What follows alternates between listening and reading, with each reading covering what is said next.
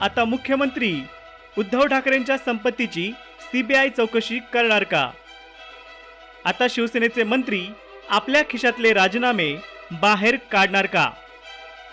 महाराष्ट्रातलं राजकारण सत्तेसाठी सर्व काही माप असं होत आहे का? राज्यात शिवसेनेला मोठ्या भावाचा योग्य तो मान न देणाऱ्या भाजपला शिवसेनेने आपलं उपद्रव मूल्य नेहमी या ना त्या प्रकारे दाखवून दिले आहे. महापालिका निवडणुकीत शिवसेना भाजपची जागा वाटपाची बोलणी फिसकटल्यावर दोन्ही पक्ष एकमेकांवर आरोप प्रत्यारोप करत एकमेकांची उणीधुणी काढत होते.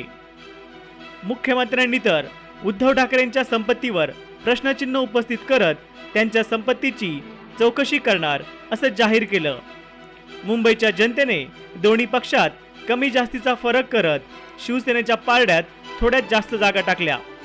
तरी सुद्धा सत्तेजवळ जाण्यासाठी दोन्ही पक्षांना किमान 20 ते 25 जागा कमी पडत होत्या. अशा वेळी काँग्रेसने शिवसेनेला अटींसहित पाठिंबा देण्याबाबत विचार सुरू असल्याचं जाहीर करताच भाजपला राज्यातील स्थिर सरकारवर काळं संकट आल्याचं समोर दिसू लागलं.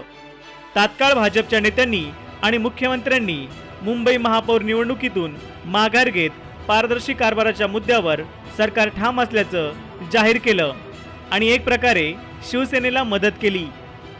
दुसरीकडे शरद पवारांनी सरकारचा पाठिंबा काढण्यासाठी शिवसेनेला उकसवण्याचा प्रयत्न सुरू केला होता. विधानसभा आणि महापालिका निवडणुकीत शिवसेनेला चांगलं यश लाभलं होतं. जर शिवसेनेने पाठिंबा काढला आणि भाजप सरकार पडलं तर राज्यात मध्यावधी निवडणुका लागल्यास भाजपचं नुकसान होण्याची शक्यता नाकारता येत नाही. यामुळे राज्यातील सरकार वाचवण्यासाठी मुख्यमंत्र्यांनी मुंबई महापौर निवडणुकीतून माघार घेत पुढील 2 वर्षांसाठी स्थिर सरकारची सोय करून ठेवली आहे. PCMC news report. और इसलिए भारतीय जनता पार्टी ने महापौर का चुनाव लड़ना चाहिए या नहीं लड़ना चाहिए, इसके ऊपर हमारी कोर कमेटी में चर्चा हुई. इस चर्चा में ये निर्णय हुआ कि चूंकि किसी को भी बहुमत नहीं है और अगर इस चुनाव को जीतना है तो अलग अलग पार्टियों की मदद के बाद ही हम इसको जीत सकते हैं. और जिस विश्वास के साथ हमारी पारदर्शिता को लोगों ने स्वीकृत किया है, इस प्रकार से अगर हम लोग अलग अलग लोगों को जोड़कर सत्ता को कायम करेंगे, महापौर का चुनाव जीतेंगे, तो शायद एक प्रकार से लोगों ने जो हमारे ऊपर विश्वास दिखाया है उसका अनादर होगा. और इसलिए 2 ही सीटें ज्यादा क्यों न मिली हो, लेकिन शिवसेना को 2 सीटें ज्यादा मिली है, इसलिए वे महापौर का चुनाव लड़े. भारतीय जनता पार्टी ने निर्णय किया है हम महापौर का चुनाव नहीं लड़ेंगे, हम उप महापौर का चुनाव नहीं लड़ेंगे.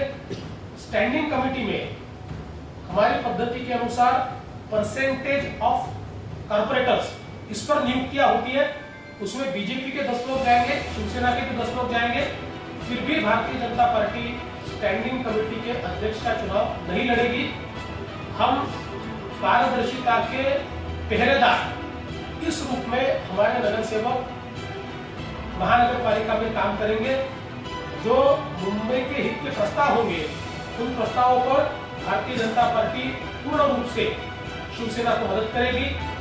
लेकिन जहां पर पारदर्शिता का प्रश्न होगा वहां पर किसी भी छोर पर जाकर भारतीय जनता पार्टी पारदर्शिता को कायम करने के लिए मुंबई की महानगर पालिका में लड़ाई करेगी. हम लोग विपक्ष में नहीं बैठेंगे, विपक्ष के नेता पर हम क्लेम नहीं करेंगे. हम लोग सत्ता पक्ष का ही साथ देंगे, लेकिन यह साथ देते समय पारदर्शिता ये इसका मायना होगा, ये हमने तय किया है.